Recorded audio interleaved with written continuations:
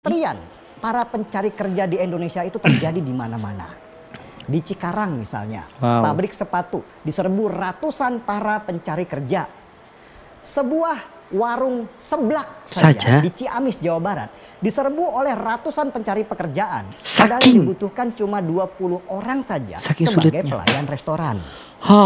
Kejahatan ekonomi di negeri kita terjadi di mana-mana, mulai begal sampai perampokan. Generasi-generasi tumpul otak yang masih SMP sibuk tawuran bersama geng motor mereka sambil mengacungkan celurit panjang dan dengan bangganya menyebarkan video mereka di media sosial. Hai, assalamualaikum warahmatullahi wabarakatuh. Berjumpa lagi dengan saya Merreact TV. Oke, kabar hari ini mudah-mudahan kabar daripada kalian semuanya semoga baik-baik saja. Oke teman-teman, di video kali ini jom kita reaction bareng ini daripada salah satu YouTube yang dimana ini diupload oleh salah satu YouTube yang bernama CNN Indonesia. Ini resmi teman-teman, sosial media resmi yang ada di negara Indonesia. Dan video ini bertajuk tentang Indonesia gawat darurat, warung sebelah diserbu pelamar kerja. Saking ya teman, saking sulitnya mencari kerja di Indonesia, mereka itu menyerbu warung sebelah, warung-warung ya, warung makan lah teman-teman ya, diserbu untuk dimintai apa namanya ya, agar kita itu bisa bekerja apapun itu, saking sulitnya mencari pekerjaan di Indonesia. Jadi ini buat si misteri atau Koko RI, gimana sih tanggapan Anda terkait masalah video yang sangat viral ini?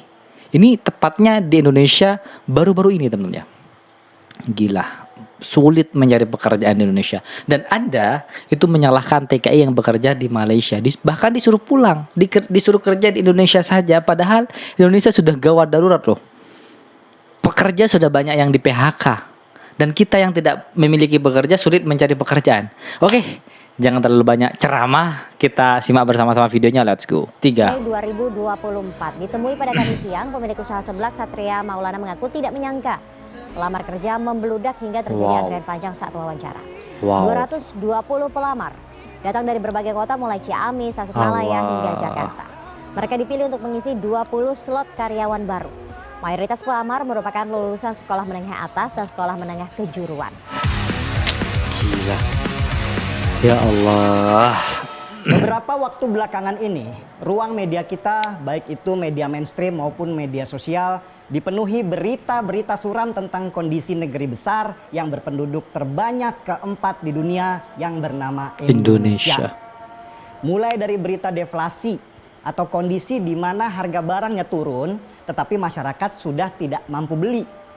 Pabrik-pabrik manufaktur banyak yang tutup, imbas tidak mampu bersaing dengan barang luar negeri yang jauh lebih murah akibat keran impor yang terlalu mudah dibuka. Dan PHK ada di mana-mana. Sampai Maret 2024 dilaporkan ada hampir 13.000 orang di PHK. Dan lebih dari 40% mereka yang kena PHK itu ada di Jakarta. Di tahun 2024 ini, Bank Mandiri mencatat para penabung di kelas menengah sekarang sudah pada makan tabungan mereka. Makan tabungan adalah istilah perbankan. Ketika masyarakat kelas menengah itu sudah mulai menggunakan tabungannya untuk kebutuhan sehari-hari mereka. Itu yang kelas menengah loh. Kebayang nggak yang masyarakat kecilnya? Dan ada laporan yang menarik lagi, sekaligus menyeramkan, yang menunjukkan betapa daruratnya situasi negeri kita. Jutaan orang generasi Z atau Gen Z, warga masyarakat yang berusia antara 15 sampai 24 tahun, yang selalu dipuji-puji sebagai generasi emas itu. Menurut catatan Badan Pusat Statistik atau BPS, itu sedang menganggur. Menurut catatan BPS, ada 9,9 juta orang generasi Z yang tidak melakukan kegiatan apa-apa. Mereka nggak punya kerjaan, mereka nggak punya skill, dan sibuk melamar kerjaan ke sana kemari dengan pendidikan yang terbatas yang tidak sesuai dengan level pendidikan mereka. Jadi intinya, yang bekerja ke Malaysia jangan disuruh pulang ya. Jangan disuruh pulang. Di negaranya sendiri kebanyakan rakyat Indonesia tuh kesusahan mencari pekerjaan. Dan bahkan yang di kelas menengah saja sudah memakan hasil tabungannya yang berada di perbankan teman-teman. maka bertahan. Yang di Malaysia bertahan dulu lah, cari modal buat usaha di negaranya sendiri, karena hidup di Indonesia itu sulit buat mencari pekerjaan dan buat makan, teman-teman ya. Kalau nggak bisa makan kalau nggak punya pekerjaan, otomatis kan kalau kita nggak kerja, makan pun jadi sulit. Coba beda sekali dengan apa yang terjadi di Vietnam, negara tetangga kita yang termasuk sebagai salah satu negara dengan sistem pendidikan terbaik menurut majalah The Economist, majalah terkenal dari Inggris. Vietnam sekarang menjadi primadona investor asing untuk membuka pabrik besar-besaran di sana. Gila, Vietnam loh. Elektronik terkenal Apple baru saja investasi sebesar 255 triliun rupiah di Vietnam, menyusul brand-brand terkenal yang sudah investasi duluan di sana.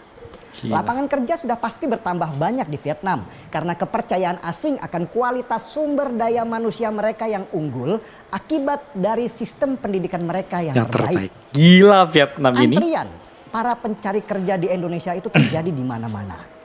Di Cikarang misalnya, pabrik sepatu diserbu ratusan para pencari kerja.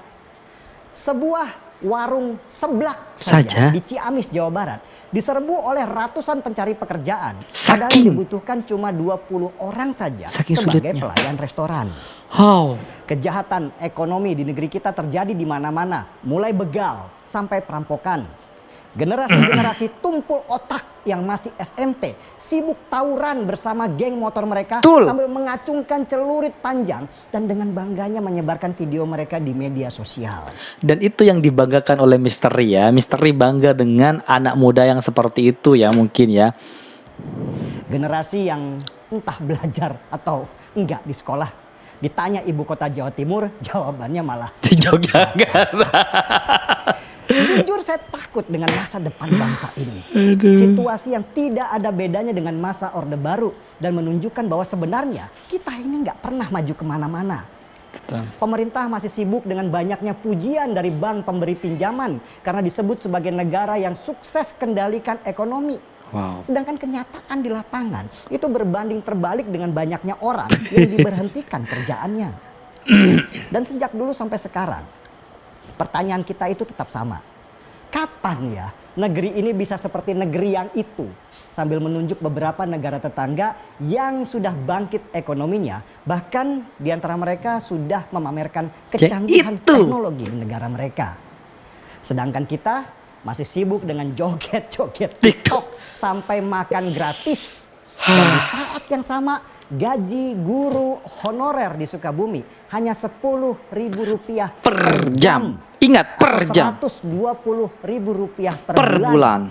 Sehingga si gurunya terpaksa jadi pemulung untuk menyambung hidupnya supaya dia tidak mati kelaparan. Allah. Berganti-ganti pimpinan, berganti-ganti kebijakan, tetap tidak ada perubahan. Pemimpin yang tadinya jadi harapan ternyata lebih senang memikirkan pujian-pujian daripada kritikan dan masukan. Betul. Demokrasi di negara kita dipermainkan sehingga banyak orang berkualitas rendah menjadi kepala daerah. Gak ada tuh yang mikirin rakyat. Para pejabat lebih sering berpikir bagaimana nanti pensiun dengan tabungan yang banyak. Negara ini tidak punya gambar besar dan haluan bagaimana mencapai tujuan sebagai negara dengan ekonomi terbesar se-Asia Tenggara dalam waktu 50 tahun ke depan. Semua model coba-coba, trial and error. Rakyat disuapi dengan uang 50 ribuan dan bantuan sosial supaya lebih memilih calon kepala daerah yang kaya, bukan yang benar-benar memikirkan mereka. Betul. Suram kan? Entah dari mana harus memulainya. Saya jadi bertanya-tanya, apakah sistem demokrasi seperti kita ini benar-benar gagal? Apakah kita butuh sistem pemerintahan lain yang membuat masyarakat akhirnya berada di satu tujuan seperti di banyak negara otoriter di Asia Tenggara? Di Asia Tenggara. Dan presiden baru sudah terpilih. Lagi-lagi kita menggantungkan harapan meski tanpa berharap karena sudah lelahnya kita berharap pada pimpinan yang pergi dan datang. Sebentar lagi pilkada kawan. Saran saya untuk teman-teman, jangan pernah berharap mendapatkan pemimpin yang benar kalau kalian masih menjual suara demi bansos dan uang. Betul. Kalian itu punya senjata untuk melawan, senjata untuk merubah keadaan. Mulailah dari memilih calon pemimpin yang benar, bukan pemimpin yang kebanyakan pakai lipstik yang tebal dan apatis sudah bukan lagi pilihan. Carilah pemimpin yang memikirkan bagaimana mereka bekerja untuk rakyatnya. Dari kepala daerah yang kita pilih, kita berharap kelak dia akan menjadi pemimpin nasional dan menyebarkan ilmunya ke masyarakat yang lebih luas. Mungkin butuh 20 tahun lagi supaya kita bisa sama dengan Thailand. Mungkin butuh 50 tahun lagi supaya kita bisa sama dengan Vietnam. Atau mungkin butuh 100 tahun supaya bisa setara dengan Singapura. Tapi kalau kita tidak segera memulai, lalu kapan? Jangan sampai nanti anak cucu kita hidup di dalam kegelapan. Betul. Kitalah orang tua yang berdosa karena meninggalkan warisan yang suram. Betul. Tetap semangat, sehitam apapun situasinya sekarang. Saya angkat secangkir kopi untuk saya dan kalian. Mantap. Ini kritikan pedas. Dan gimana tanggapan Koko RI yang pendukung-pendukungnya yang sedang nonton ini? Silahkan komen teman-teman ya. Dan ini merupakan suasana yang mengecam bagi rakyat Indonesia. Karena rakyat Indonesia sudah benar-benar kewalahan untuk mencari pekerjaan. Sulit betul teman-teman. Bahkan di tempat saya itu banyak anak muda yang menjadi pengangguran. Dan bahkan mereka itu gak ada kegiatan sama sekali. Dan orang tua pun mengeluh kesah. Untuk beli beras pun mereka itu terkadang mikir apa bahannya yang agar kita bisa beli beras loh. Beras pangan utama loh bagi rakyat Indonesia. Semuanya lah. Meskipun ada lauk tapi kalau nggak ada beras kita nggak makan temennya. Dan modal buat beli beras itu adalah uang. Cara mendapatkan uang adalah pekerjaan. Sedangkan Indonesia pekerjaan paling sulit. Paling sulit. Dan yang namanya Koko RI ini malah disuruh pulang rakyat Indonesia yang sedang bekerja di Malaysia loh. Otak Anda di mana? Gaspol. Gaspol ya. Oke. Oke teman-teman, semuanya itulah video reaction hari ini. Jadi intinya rakyat Malaysia itu beruntung ya tinggal dan lahir di negara Malaysia yang dimana lapangan pekerjaan sangat luas sekali.